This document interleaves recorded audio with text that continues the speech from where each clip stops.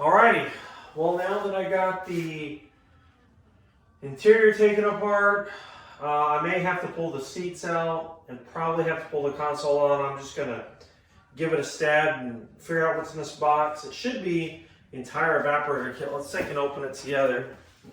So get out the knife here.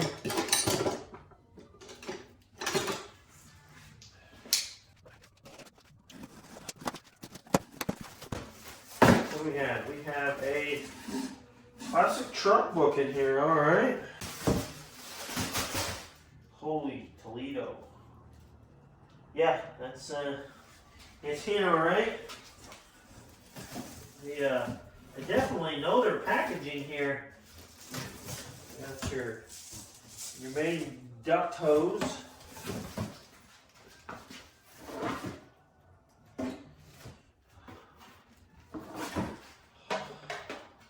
Not sure if this is supposed to be a replacement box, glove box or not. I'm not exactly sure, but we'll finish going through the instructions and figure it out. Okay, so we've got the main unit there wrapped in plastic, various ducts. Let's see what's that. I guess they sent me 2 of those books. Okay. Some more miscellaneous parts here, looks like. A lot of wiring. Looks like there's an expansion tube. Expansion tube, I guess. Yeah, a lot of parts. Have to go through that. There's the evaporator bracket, it says. Yeah, I'm gonna... Oh, I guess I need to open that bag and start taking inventory and see what I got.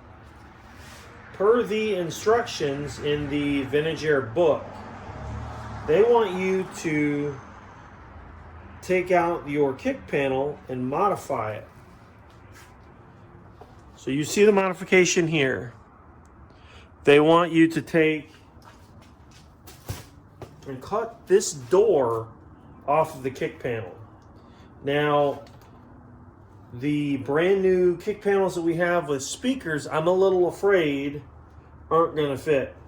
But so I pulled the one off of Phoebe, and you can see here it's pretty toasty. I mean, this is just coming right up. So what we're gonna do is I'm gonna gently make the modifications to this one and test to see how it's all gonna fit. And then I will make the same modification to the new kick panels. The new kick panels don't have a fresh air door here, so at least we won't have to worry about that. What we will have to do is do a plunge cut into it, and then cut a hole, and then it's got a like a plate that goes on over it, because it looks to me like the Vintage Air comes out that side and then comes up and out the blower hole over there is what it looks like. But we're gonna find that here together very shortly. But I'm gonna go ahead and get to seeing if I can gently cut this thing up without just destroying the whole thing. I mean, not that it could get much worse, but I'd like to practice on this first.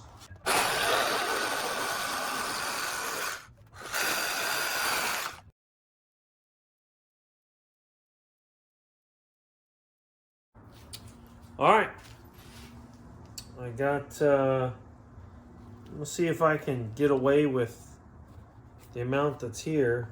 So maybe if I can just make that work for right now. And then at least this way I'll have a template for when it comes time to cut the really nice one that I got with the speaker cut out on it. But from the way that this looks, the speaker really is right here. Let me go get the other one.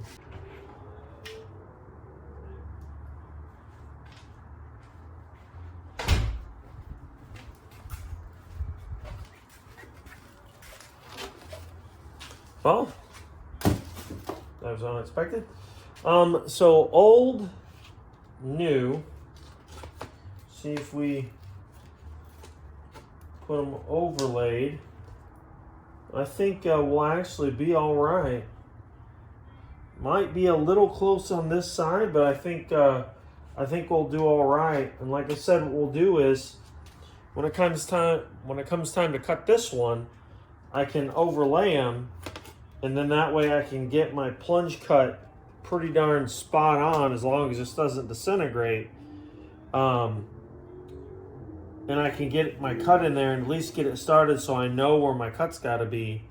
All right, on to the next.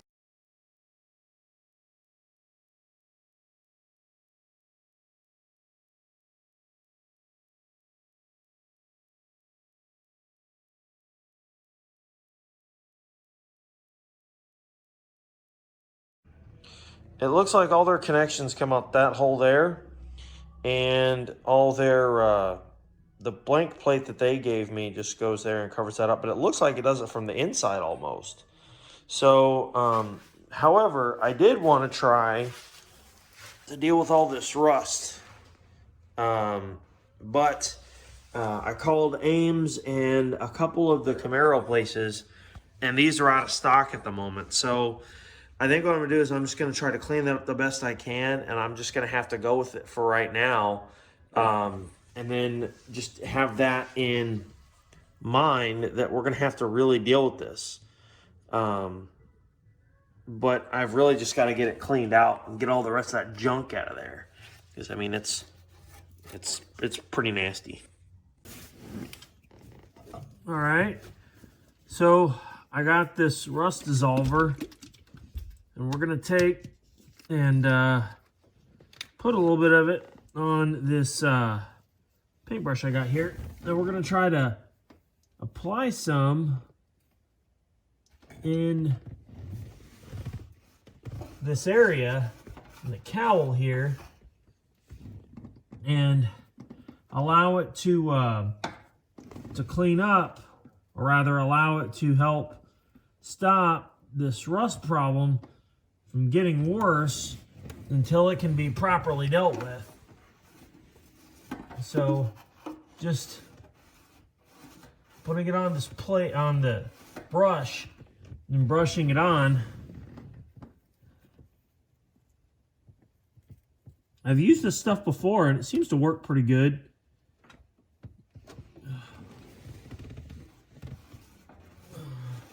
I'm doing it from the inside here simply because I just got better access. Usually a little bit of it goes a long way.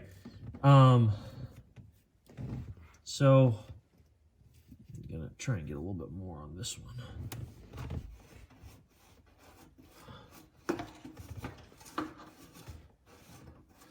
I'm not expecting it to do a whole lot. I'm just hoping that it's going to stop things from, I mean, they're already pretty friggin' bad. But just hoping that it'll help stop things from getting a whole lot worse. The structure is pretty bad. And like I said before, unfortunately, there's no ETA on getting a replacement.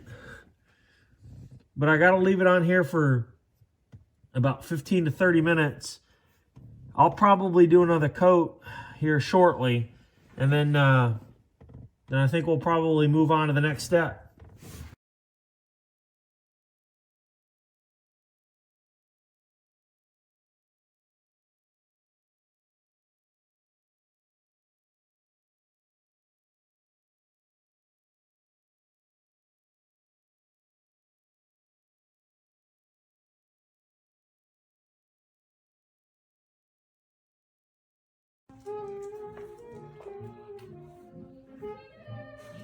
I have help, looks like. Okay, as you saw, I had to do some cleaning. The firewall needed it, and so did the calc sides, real bad. I'm going to do a little bit more cleaning just to kind of get the rest of this little dirt stuff off. But it looks 1,000 times better than it did. But I needed to clean also around this ring here, because they want you to install this block, and this bar holds it on the back side. So let me show you basically how it fits in. So like I was saying, this bar holds the fresh air cap taut here. So I got the grommets in, and you just slide it in like so.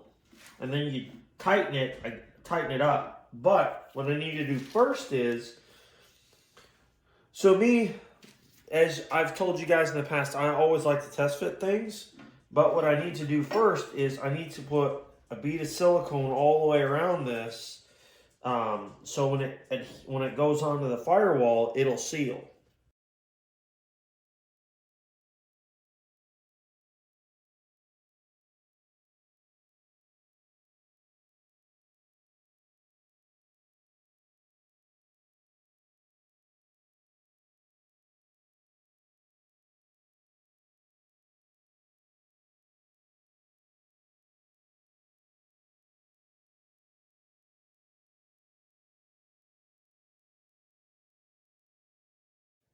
Okay, so as you may have seen me do a minute ago, I was using my finger and going through those holes there to make sure that that bar behind it didn't straight intersect. But I could adjust that later. I just wanted to, on this fit, check it. You can see that they're a little angled, because that's just the way that it seemed to all best fit in there. So that's fine. And so the instructions on this actually tell you to put the silicone in a wider patch behind the panel. But since I don't have anybody here to hold the panel after it's installed, so that way you could put the bolts through it, because the nut or the speed nut is on the actual plate itself on the inside. So what I did to kind of get it held in place is I put a screwdriver through the open hole that's on there, and was able to just kind of get the hang, and then I used a magnet to get it to the right spot. But that's why I put the silicone on this side. Now, I was planning to do that anyway, because I'm just a big fan of redundancy. So I'm actually going to get inside and probably run some silicone around the outside lip, essentially where it says, but now that it's held in place, I could run it, because I don't have to worry about the plate falling and getting silicone all over everything else. So anyways, yeah, that's why we're doing that, and we're going to keep going. Thank you for joining us here again on the House of Kog as we started our vintage air AC install on our grumpy pants girl Phoebe. Continue to follow along as we go along this multi-stage process, and keep up with us. And, you know, as always, the House of Kog wishes you kapla. Till next time.